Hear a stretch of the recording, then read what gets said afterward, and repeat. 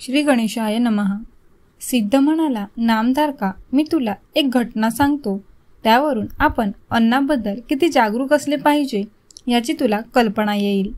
त्यावेळी गाणगापुरात एक सदाचारी, बहुश्रुत, वेदाभ्यासी, कर्मठ ब्राह्मण राहत असे. तो कोरडी भिक्षा मागून कुटुंबाचे पालनपोषण करायचा. तो भोजनास जात नसे. त्याची पत्नी मात्र रागीट व लोभी होती. श्रीगुरूंच्या वास्तव्यामुळे गाणगापुरात दर दिवशी समाराधना असे. तेथे धनिकांनी दिलेल्या पक्वान्नांच्या मेजवानीचे ब्राह्मणजन तोंड भरून कौतुक करायचे. ते ऐकून ब्राह्मणी व्यथित होई. आपला नवरा परान्न घेत नाही म्हणून आपल्यालाही सुग्रास अन्न खायला मिळत नाही म्हणून ती आपल्या पतीची नेहमी निंदा करायची. एकदा एक श्रीमंत ब्राह्मणाने पितृश्राद्धानिमित्त गाणगापुरातील अनेक ब्राह्मणांना, दाम्पत्यांना भोजनाचे निमंत्रण दिले. तो वस्त्रे आणि द्रव्यदक्षिणाही देणार होता. ब्राह्मणीने तेथील मिष्टान्न भोजन खाण्याची इच्छा व्यक्त केली. तुम्हाला यायचे नसेल तर मला तरी जाऊ द्या, असा आपल्या नवऱ्याकडे हट्ट धरला. त्याने नाईलाजाने परवानगी दिली. ती भोजनासाठी गेली तेव्हा धनिक ब्राह्मण म्हणाला, बाई, तुम्ही एकट्या येऊ नका, पतीला बरोबर घेऊन या. तेव्हा ब्राह्मणी मनोमन चरफडली. पतीमुळे आपली कुचंबणा होते असा विचार करून ती श्रीगुरूंच्या आश्रमात गेली. त्यांना आपली व्यथा सांगितली. श्रीगुरू बसले. त्यांनी तिच्या पतीला बोलावून घेतले व त्याला पत्नी समवेत भोजनात जाण्याची आज्ञा केली. मग ते दाम्पत्य जेवणावळीत गेले. ब्राह्मणी आनंदाने मिष्टांनावर ताव मारू लागली. तेवढ्यात तिला एक विलक्षण दृश्य दिसले. सूक्ष्म देहातने कुत्रे व डुकरेही पात्रात तोंड घालून ते अन्न खात आहेत. ते पाहून तिला किळस वाटली. ती अन्न टाकून उठली. पतीही उठला. मग ती दोघे श्रीगुरूंपाशी आली. ब्राह्मणीने त्यांना जे पाहिले ते सांगितले. श्रीगुरू तिला म्हणाले, बाई, परान्न घेत नाही म्हणून तू आपल्या पतीला नेहमीच दोष द्यायचीस.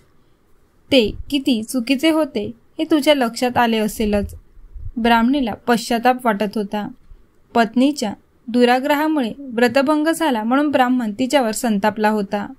श्रीगुरूंनी त्याचीही समजूत काढली.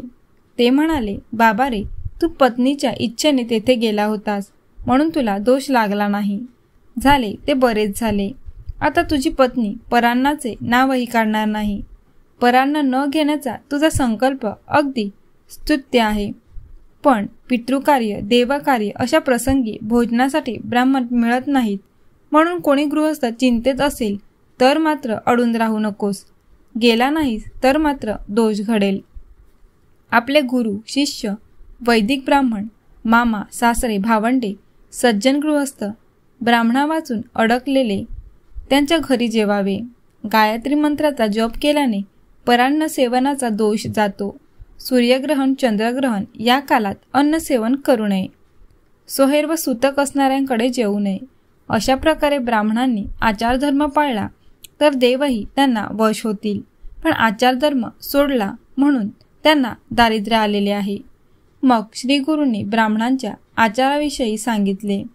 ते म्हणाले, ब्राह्मणांनी पहाटेच उठावे. गुरु, त्रिदेव, सूर्य, नवग्रह, सनकादिक, नारद, तुंबरू, सिद्धपुरुष, योगीजन, सप्तर्षी, पितृदेवता व इष्टदेवतांचे स्मरण करावे. प्रातस्मरणाचे श्लोक म्हणावे. लघुशंका, शौच, दंतघावन करावे. हातपाय धुवावे. स्नानापूर्वी, स्नानानंतर, निजण्यापूर्वी, उठल्यावर, भोजनापूर्वी व नंतर, जांभाई व शिंका आल्यावर, लघुशंका व शौच केल्यावर, वात सरल्यावर, काही अशुभ पाहिल्यावर खाली बसून स्वस्थ चित्ताने आचमन करावे. आचमनासाठी पाणी नसेल तर आपले डोळे व कान यांना हाताने स्पर्श करावा. ब्राह्मणाच्या उजव्या कानाजवळ अग्नी, वायू, आपोदेवता, चंद्र, सूर्य, इंद्र आणि वरुण या समदेवता सूक्ष्म रूपाने असतात. शौचासाठी नैऋत्येत जावे. डोक्यावर उपरणे घ्यावे. जानवे उजव्या कानात अडकवावे. मान खाली घालून बसावे. बोलू नये. इकडे तिकडे पाहू नये. सुकलेल्या पालापाचोळ्यावर बसावे. उभ्याने लघुशंका करू नये. शौचासाठी पाणी मिळाले नाही तर आपद्वर्म म्हणून मुत्तिकेने स्वच्छता करावी. त्यानंतर श्रीगुरूंनी त्या ब्राह्मणाला सदाचारी ब्राह्मणाचे आदर्श आचरण कसे असावे हेच त्यांनी सांगितले.